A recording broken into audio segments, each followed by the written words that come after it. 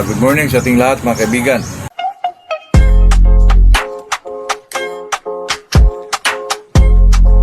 Andito na naman tayo sa ating usapang magmamanok po. Tungkol po kahapon mga kaibigan sa ating sinasabi na pahulugan po ay yun lang pong seryoso lang po talaga mga kaibigan, kasi itong magpahulog tayo, hindi ho ito biro mga kaibigan, hindi ho ito basta-basta, kasi pag ako ang nagkamali dito, nako, malaking perwisyo yan mga kaibigan. Ako lahat ang mag-handle dyan. Kaya kailangan ko ang mag-ano talaga dito, pumapasok talaga dito. Ayun talagang seryoso po. Kasi alam nyo na, hindi ho biro itong magpahulugan mga kaibigan. Kala nyo lang siguro na pahulugan, okay lang yan. Hulog-hulog, pero pag ako magkamali dito mga kaibigan, magkasakit bang manok, malaking perwisyo po yun sa akin mga kaibigan. Sa gasto, sa pira, nako. Kaya kailangan talagang i-ano natin yan, i-monitor talaga natin to mga kaibigan. At saka ako naman mga kaibigan, pag magpahulog naman ako, katulad ngayon, sa trayo natin mga kaibigan, isa lang po ang inaano ko po, isa lang talaga. At saka sa mga stag mga kaibigan, sa street breed natin ay talagang ano lang po, 4 lang siguro o 5, depende na lang sa makauna makapasok po, kasi ang dami na gano'n sa akin mga kaibigan. Medyo pag marami na masyado, ayoko po, kasi pilian pa natin yung pinakamaganda talaga. Yun talaga, kasi backyard, gilid-gilidan tayo, tapos magbigay ka pa ng alanganin. Nakakahiya yun mga kaibigan. Ito namang nagtanong sa akin mga kaibigan, itong sa 5K. Ito na may ano po, ang ginagamit kong broodcock talaga mga kaibigan, itong golden boy sa 5K. Ibinalik ko po sa sa nanay niya at saka sa kapatid ng nanay niya na nakuha ko kay Iani Kakusa na sa Red Game Farm ninyon. Kaya medyo ang dyan mga kaibigan, mag 7-8 po, mag 7-8, 1-8 na lang ang golden boy dyan, mas maganda siguro yan mga kaibigan. At saka mura din, 8 kilang ang bigay natin sa broodstag dyan. Nako, napaka kahit saan nagpahulugan mga kaibigan, hindi ka makikita ng ganong presyuhan po. Sa atin naman ay parang kung sa Bisaya ba mga kaibigan, inatok lang ba.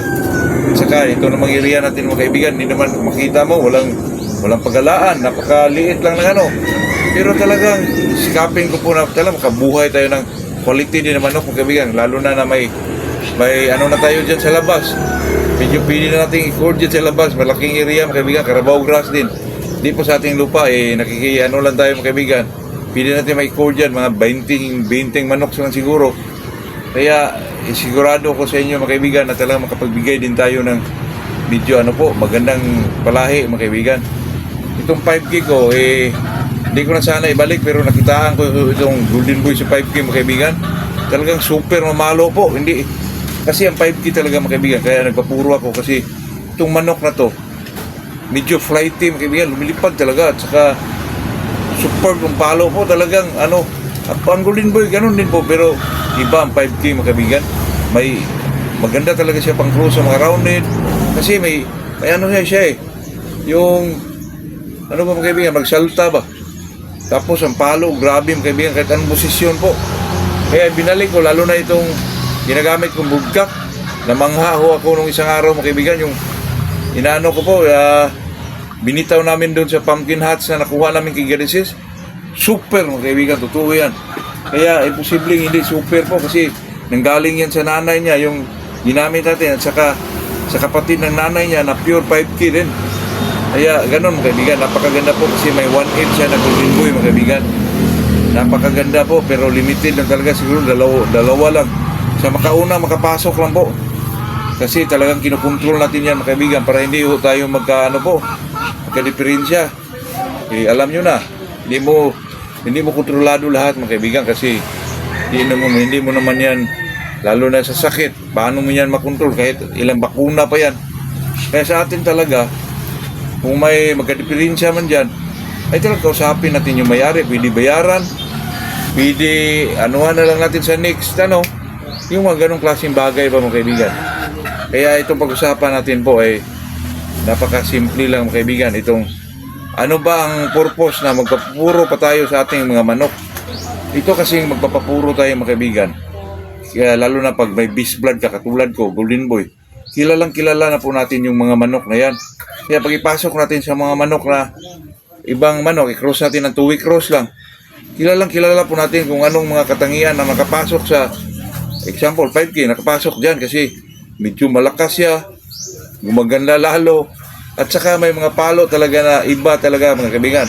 Doon lang yun na nanggaling sa beast blood na ginagamit mo. Kaya tayo mga kaibigan, magpapuro talaga tayo, lalo na itong 5K pinapapuro ko po kasi itong golden boy, marami tayong straight breed dito na golden boy, di na tayo mahirapan kasi ako mga kaibigan, pag may ano tayo, katulad nito, pag may straight breed ka, pag makalahi ka na mga kaibigan, offspring na try, balik mo yan sa nanay mo kahit isang bisis lang, di alam mo na yun mga kaibigan na itong manok na to ay 3/4, 1/4, 7/8, 1/8, alam mo na.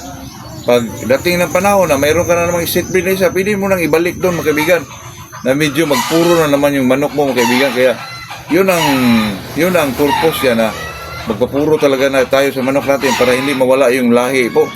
Saka madali mo lang ibalik mga kaibigan pag medyo marami-rami ka ng straight breed na ginagawa po. Nako, katulad ko itong 5K talagang ginagawa natin mga kaibigan para hindi mawala po kasi itong nahawakan kong 5K, yung babae na isa mga kaibigan, na dati ay hindi ko po gusto kasi hindi masyado magandang pormahan, pero siya po ang nagpalabas ng magagandang manok po at saka magandang mga palo mga kaibigan. Itong isang ginagamit ko sanang budgag, bininta ko ito dati ng 5K po, pero hindi ko na inano mga kaibigan, yung nakita ko yung bitaw niya, nako, talagang class A mga kaibigan, alas talaga. Kaya ginagamit ko, binabalik ko dun sa nanay niya at saka sa kapatid ng nanay niya para ano tayo mga kaibigan, mayroong 1/8 na golden boy po. Nako, pwede nyo itong gawing mga kaibigan, pang broodcock talaga o pang broodstag man o pang brood hen mga kaibigan, brood pulit po. Yan po ang dito, hindi ho ako mahiyang mag dito mga kaibigan, mag-suggest na itong dapat kunin kasi napakaganda po. Medyo wala pang atayong napudos, itlog man.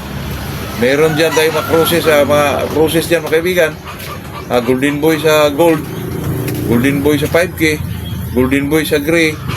Pero ang sigurado dyan mga kaibigan, may sisim na itong golden boy sa gold po. Pumpkin sa gold mga kaibigan, pumpkin sa gold. Kasi alam ko naman yan na pumpkin, kinocross mo yan sa gold, talaga naggandahan ang kulay dyan mga kaibigan. At saka yung gold natin, super mamalo yun. Pinarisa na ng yung pumpkin na super din. Ito, hindi tayo magkamali dyan. Kahit anong bloodline ang may bangga natin dyan ay talagang kampante pa rin tayo mga kaibigan. Lalo na itong 5K at saka golden boy mga kaibigan. Ako, pag makakuha kayo mga kaibigan, ako hindi ko kayo magsisi po. Golden boy, napakaganda. 5K, super ang mga palo mga kaibigan. Kaya nga pala, hindi mawala ito sa mga, lalo na sa mga big time breeder, itong 5K. Kasi napakaganda ito i-cross sa mga mga kaibigan, itong mga Boston, yung mga rounded po, nako, mga kilso. Kasi super sila mga kaibigan. Kaya nga, itong ginagamit ko ngayon na golden boy 5K, binalik ko sa 5K sa sa kanyang ina, at saka kapatid na kanyang ina. Binalik ko talaga mga kaibigan kasi nakita ko po yung palo, iba po. Super talaga mga kaibigan, totoo yan. At tayo naman dito, hindi naman tayo nagsabi ng walang katotohanan kasi itong sa atin mga kaibigan, bilang isang magmamanok, nagpapahulugan, kailangan honest tayo para naman makita sa ating mga kliyente na itong taong na to ay totoo to, na hindi tayo gawa-gawa ng istorya lang mga kaibigan, totoo yan. Ito sa atin mga kaibigan ay yung tinatawag nating honesty ay talagang nandyan ang presensya dyan mga kaibigan, totoo yan. At saka ito lang po ang ating may share sa araw na to. Good morning sa ating lahat po.